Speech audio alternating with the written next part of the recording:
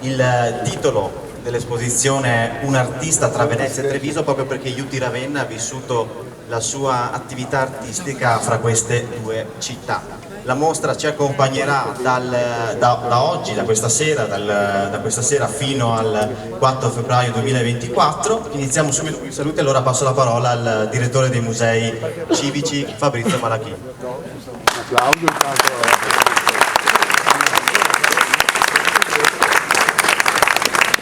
Grazie e benvenuti a tutti quanti, proprio brevissimamente perché credo che la tensione e l'aspettativa di tutti sia quella di entrare e di scoprire questo nuovo artista. Dico nuovo artista perché è la prima volta che i musei civici di Treviso dedicano una mostra a un suo figlio, Juti Ravenna. È una cosa piuttosto imbarazzante se ci pensate, quindi sono passati oltre 50 anni dalla morte di Juti Ravenna perché i musei gli dedicassero una mostra. Ecco, devo precisare che una mostra si è tenuta a Casa Rovegan nel 79, un'altra nel 92 in Casa dei Carraresi, però con dimensioni molto più piccole, e quella di questa edizione 2023 doveva, nelle nostre intenzioni, essere allestita lo scorso anno, in occasione proprio del 50°. 1972 muore Juti Ravenna, Luigi Ravenna, e il 22 era appunto l'anno del 50°. Noi siamo arrivati un anno più tardi, ma devo dire per fortuna, lo dicevo stamattina e lo ripeto, per fortuna. Perché? Perché grazie al lavoro dei curatori e degli autori che hanno lavorato al catalogo, quindi Leonora Drago in primis, assieme a lei Eugenio Manzato, ma poi Paolo Barbisan e poi ancora Mario Sutor e poi chi dimentico? Daniela Chinaglia, ovviamente, tutti studiosi che hanno contribuito a rivelare nuovi contenuti di questa personalità, una personalità, quella di Juti Ravenna, piuttosto timida, introversa, schiva, ma a questo fa a contralto una capacità estetica, una qualità artistica che troverete entusiasmante, spero, come l'ho trovata io. Nelle prime sale troverete Juti Ravenna che vi ricorderà per esempio De Chirico. Nelle Natura e Morte troverete un ricordo di Modigliani, nei paesaggi di Cézanne, quindi è un artista straordinario che purtroppo scopriamo troppo tardi. E questo, devo dire, è un po' anche un'autocritica che rivolgo a noi storici dell'arte. Siamo rivolti ai grandi artisti internazionali e poco valorizziamo invece il grande patrimonio che abbiamo in casa. Ecco, questa è la nostra mission come musei civici, quella di continuare, come abbiamo fatto con Canova, con Carlini, con Martini, con Juti Ravenna, e di continuare ancora a valorizzare il nostro patrimonio. Veramente grazie a tutti per questa presenza. Grazie al dottor Malachin. Mostra che è resa possibile grazie al supporto di numerosi partner sia istituzionali che commerciali. Ricordiamo la Camera di Commercio di Treviso Belluno e Dolomiti, Generali Valore Cultura, il Consorzio del Prosecco Doc e Harper. E importantissimi per la realizzazione di questa esposizione sono i curatori, che adesso andiamo a presentare, sono Eleonora Drago, che è anche conservatrice dei musei civici, e il professor Eugenio Manzato. Facciamo la parola ad Eleonora Drago per Grazie a tutti di essere qui. Io vi faccio una breve introduzione alla mostra perché poi entrerete e vedrete direttamente. La mostra si struttura in 10 sezioni, si parte con 3 soprattutto cronologiche, quindi si parte praticamente dalla prima formazione dell'artista, che ha riservato le maggiori novità anche espresse poi nel catalogo che è stato edito da Script. E ci tengo anche a ringraziare 2 sponsor, cioè gli amici dei musei che hanno contribuito alla realizzazione del catalogo, il Lions e Leonora Duse. E poi 2 sezioni dedicate agli anni veneziani, quindi 30 anni della vita dell'artista, per poi passare a sezioni più tematiche.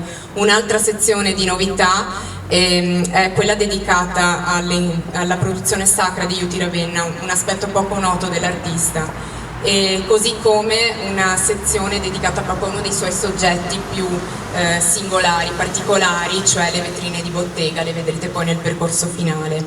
C'è ovviamente un focus, come espresso nel sottotitolo, la relazione con Venezia e con Treviso, e a Treviso anche è stato dedicato un approfondimento in sede di catalogo, soprattutto per conto da parte del professore Eugenio Manzato. Gli passerei la parola.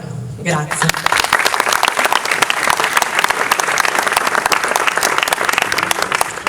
Sì, abbiamo cercato nel titolo di sintetizzare la mostra, proprio questo andare e venire fra Venezia e Treviso, dove città in cui Iuti Ravenna si trasferisce dopo la guerra, definitivamente nel 1948, proprio perché aveva esigenza di lasciare questa Venezia in cui si dibatteva troppo, secondo lui, aveva bisogno di un po' di tranquillità che trovava a Treviso, una città che lui ha amato fin da giovane. Viene per la prima volta nel 1921 per partecipare a una mostra regionale, poi nel 23, poi nel 33 e poi nel 35, possiamo dirlo già quasi acquisito alla città.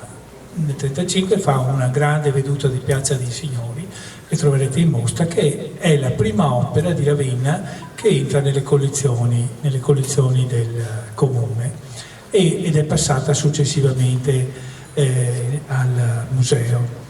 E quindi dopo così farà da Treviso bombardata negli anni 46-47 e poi la ripresa di Treviso, questa sorta di primavera gioiosa, ma anche gli inverni con la neve. E da Treviso poi si sposta nel territorio e da Treviso farà queste puntate in Liguria, dove elabora, dopo non le fa solo in Liguria, elabora le sue vetrine che gli consentono, attraverso queste trasparenze, queste finestre, le trasparenze attraverso il vetro, di accostarsi in qualche modo all'informale. E questo è il percorso di Ravenna, questo così io ve l'ho esemplificato, Eleonora meglio di me. Ci sono proprio queste due novità nella mostra, questi inizi di Annone. Saluto anche, c'è l'assessore alla cultura del comune di Annone questa sera. È partito con loro, diciamo così, le celebrazioni di Iuti Ravenna per una conferenza che mi hanno richiesto oltre un anno fa, nella primavera dell'anno scorso, che mi è stata un po' di base per il lavoro che abbiamo fatto per questa mostra. Poi appunto, come diceva Eleonora, questa escursione nell'arte sacra che fa negli anni '20. Abbiamo ritrovato dei disegni che non si sapeva ci fossero, di cose che ha realizzato nel territorio di San Donà di Piave, e ci sono le riproduzioni, questo studio bellissimo che ha fatto Don Paolo appunto su queste opere che lui realizza nel momento della ricostruzione delle chiese dopo la Prima Guerra Mondiale, delle chiese distrutte durante la Prima Guerra Mondiale. Quindi pagine nuove, una mostra serve anche a questo, per dire qualche cosa di nuovo.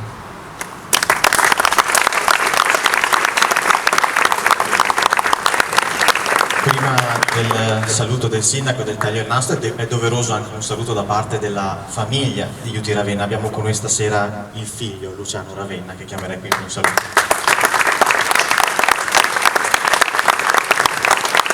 Bene, io vi ringrazio tutti quanti per la vostra presenza, è un'emozione vedervi tutti qui riuniti ed è senz'altro una cosa che mio padre avrebbe apprezzato. Sì, mio padre l'avrebbe senz'altro apprezzato, perché pur nel suo carattere un po' scorbutico, un po' così chiuso, amava vedere la gente e quindi sarebbe stato contento. Grazie a tutti.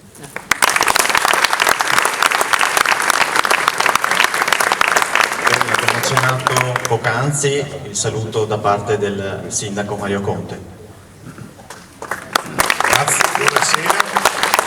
Sarò velocissimo, però una serie di ringraziamenti sono doverosi. Innanzitutto alla famiglia, quindi a Luciano e anche alla moglie, perché questa mostra Nasce dalla pergamena che ho inviato di auguri per l'anniversario di matrimonio del 2021 però. E da lì, dal ringraziamento per questa pergamena, poi è nata un'opportunità straordinaria che la famiglia ci ha messo a disposizione. Quindi grazie Luciano e grazie alla moglie, grazie. Che venga qua. Perché oggi Luciano si è emozionato, adesso si emoziona anche lei, ci stiamo emozionando tutti, ma ci emozioniamo davanti a una mostra straordinaria realizzata con opere di un artista straordinario che fa parte di quel gruppo di artisti che sono le fondamenta della nostra candidatura alla capitale della cultura. Noi abbiamo voluto vedere nel nostro passato glorioso, negli artisti che hanno fatto grandi attraverso l'arte la nostra città, la nostra terra, le fondamenta per un presente e per un futuro che è tutto da scrivere all'insegna dei giovani. È una candidatura che guarda al futuro con un passato che però è ben saldo e soprattutto con un'arte che è davvero straordinaria. E vi devo anche dire che cambieremo il microfono, penso, nel prossimo tempo, compreremo un microfono nuovo, ma al di là del microfono, questa mostra è l'ennesima mostra autoprodotta dai musei civici. E quindi io c'entro davvero poco nonostante mi sono tenuto la delega alla cultura, però vorrei invitare qui tutto il personale dei musei civici, perché quello che vedrete non è stato esposto, è stato costruito da queste persone qui, che sono dipendenti del nostro comune e devo dire che hanno un livello tale che queste mostre non hanno nulla da invidiare a nessun'altra mostra in Italia e in Europa. E quindi grazie Malachin, in questo caso un grazie particolare a Leonora Drago, però mi fa piacere che Malachin abbia ripreso in mano quel modo di operare di Eugenio Manzato, che è stato direttore fino al 2001, dove grazie alla professionalità dei nostri dipendenti le mostre ce le autoproduciamo, a voi poi giudicare il risultato di questo lavoro straordinario di queste persone. Un saluto a Don Paolo Marmisan che ci sostiene, ci accompagna sempre in questi percorsi culturali, un ringraziamento al Presidente della Commissione Cultura Luigi Candato, al Presidente del Consiglio Antonio Dotto e a tutti i consiglieri comunali presenti. Basta, buona visita, buona mostra e grazie alla famiglia Ravenna per questa opportunità che ha regalato non solo alla città ma alla comunità trevigiana e alla comunità di turisti che in questo periodo stanno godendo delle bellezze della nostra città. Grazie di cuore.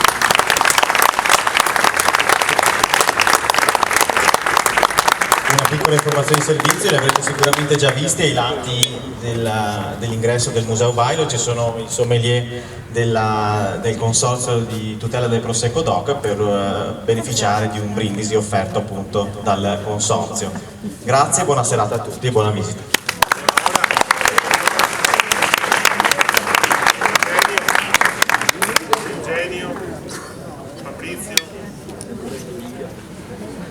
Presidente Callato. Vai.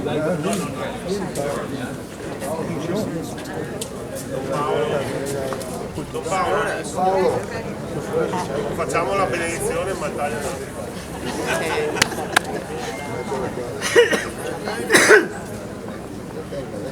Guardo la stampa. Sì. Ecco. Buona mostra. Grazie.